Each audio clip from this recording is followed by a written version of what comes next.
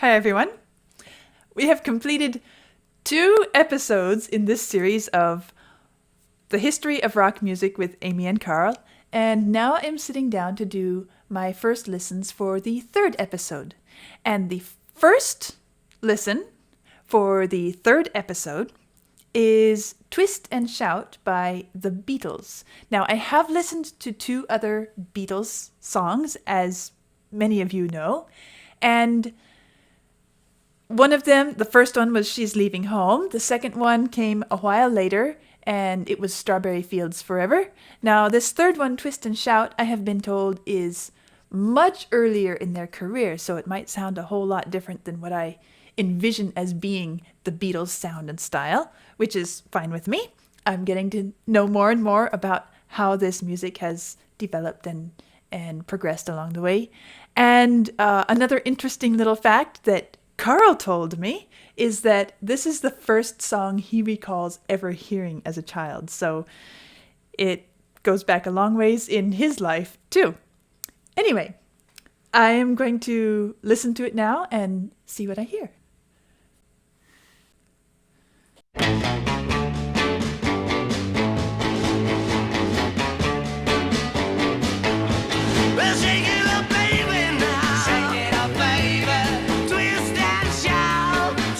It's a very different sound than I expected.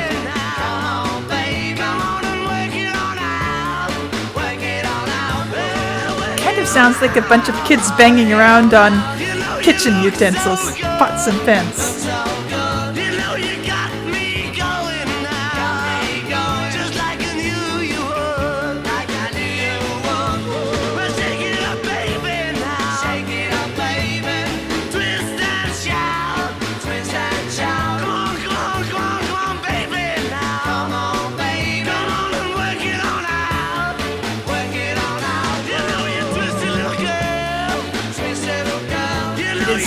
Much less refined and sophisticated than the Beatles sounds that I've heard.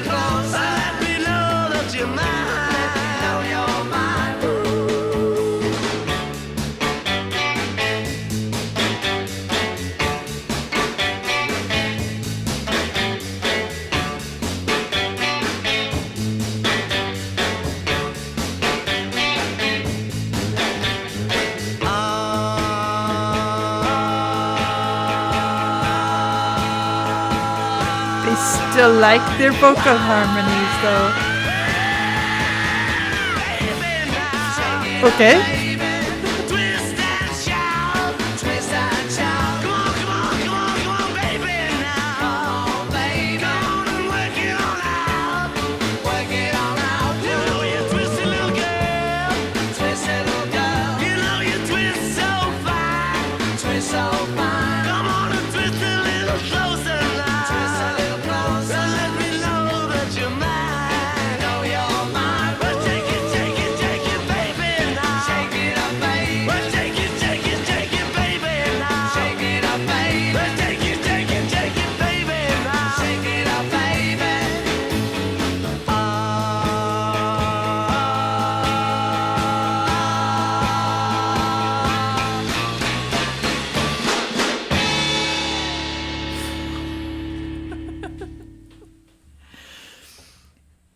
Okay. That was definitely different than the sound I associate with the Beatles. Not surprisingly, because I've only heard 2 of their other songs and they were later in their group's development. I guess there are a couple things that stand out to me. First of all, this song has lost the swing, the shuffle feel of the earlier songs that I listened to. It is very straight and square. Second of all, even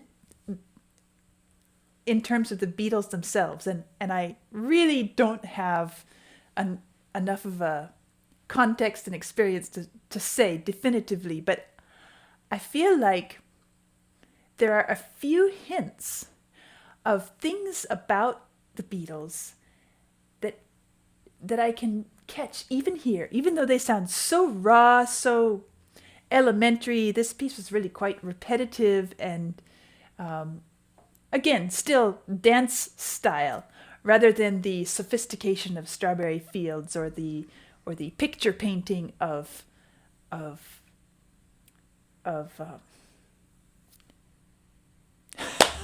She's leaving home. She's leaving home. Let's see. Yeah, just go. Okay. Oh, Of she's leaving home. And that is that they enjoy their voices. They enjoy the sounds they're creating with their voices. Even though it was a simple triad that they were building with the stacking of the voices, when one and then the next and then the next enters, or the crazy screech and noise that they create, it sounds like they're having fun experimenting with sounds that they can do with their voices. And I can see how that would eventually take them to the point where they would do something as unique and sophisticated as Strawberry Fields Forever. So that's a very interesting... I don't think I would have picked that up as anything significant if I hadn't heard those later pieces first. But now, since I have those in my mind, and I'm going back to the beginning, I'm hearing those little elements and I'm thinking, that makes sense that they ended up where they did, because I'm hearing them playing with different ideas, even in their early stages. So that's just a side note. I don't know if I can say any more about it than that. It just came to mind as I was listening to this. As I said, this piece sounds very juvenile. That's the word I would choose for it. Not in a bad way. It sounds like some teenagers who went into their mom's kitchen, pulled out some wooden spoons, some pots and pans, and started banging away and just carrying on and having fun with whatever sounds they can create, with a very basic set of instruments and a basic concept of music. And yet it's playful in its own way. So there we go. I guess I'm going to listen to the last half of it once more, because I heard a couple things that I just want to enjoy once more. So I'm starting kind of in the middle here.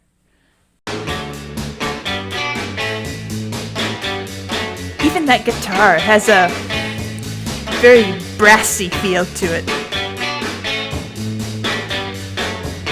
And it's so repetitive.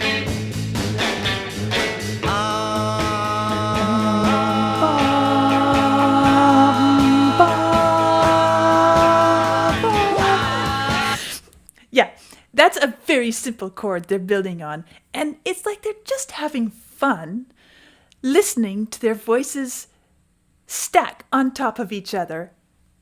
Whatever for. It's nothing really musically significant. It's just an idea that they threw into the middle of the piece.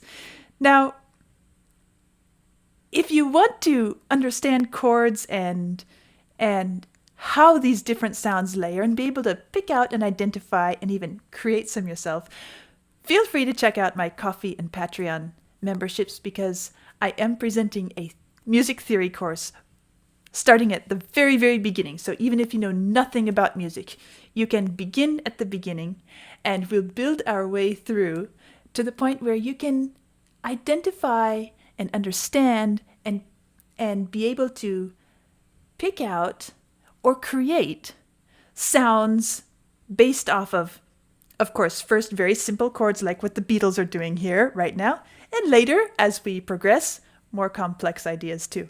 But this is such a unique little idea. And the other thing I wanted to say is that I'm hearing the drums, and they're not particularly imaginative yet. There were a couple places where it switched a bit. It's as if they just have a few little sounds available to them percussion-wise, but once or twice they feel like they need to change it up, more towards the end of the piece. But most of the time, it still is very much like some of the other music that I listened to last week, where it was just a consistent underlying pulse, rhythm, accompaniment, which they're building off of. They're playing above it, and it just helps them keep going. I didn't hear a lot of percussive coloration or shaping of the music, and I also didn't hear that very much with the other instruments too. It's mostly the voices here that are doing the very little that they're doing with sounds and shapes and colors and dynamics. So that's another thing that I noticed as far as where we are in the way the music is developing and moving towards something different.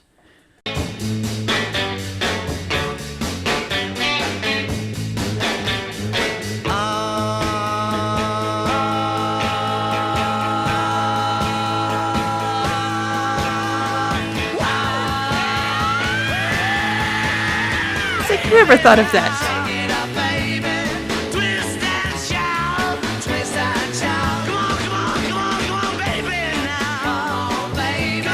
Interrupted a little bit there to throw in a little bit of spice. Okay, there's a little bit of extra drum. The guitar and the bass are just walking along. But it's all in the voices.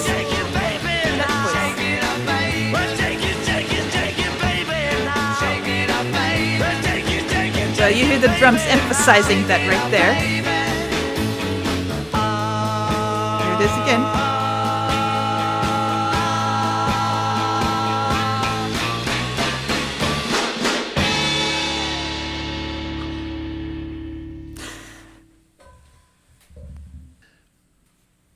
I guess I would say it sounds modestly experimental, meaning they're not really pushing outside of the limits, but it sounds like they would really love to try something different here. That's what it feels like to me. So there is my first listen to Twist and Shout, and it's the first listen in the third episode of The History of Rock with Amy and Carl. And that episode where Carl and I sit down together and talk is coming up this weekend. I'll see you soon.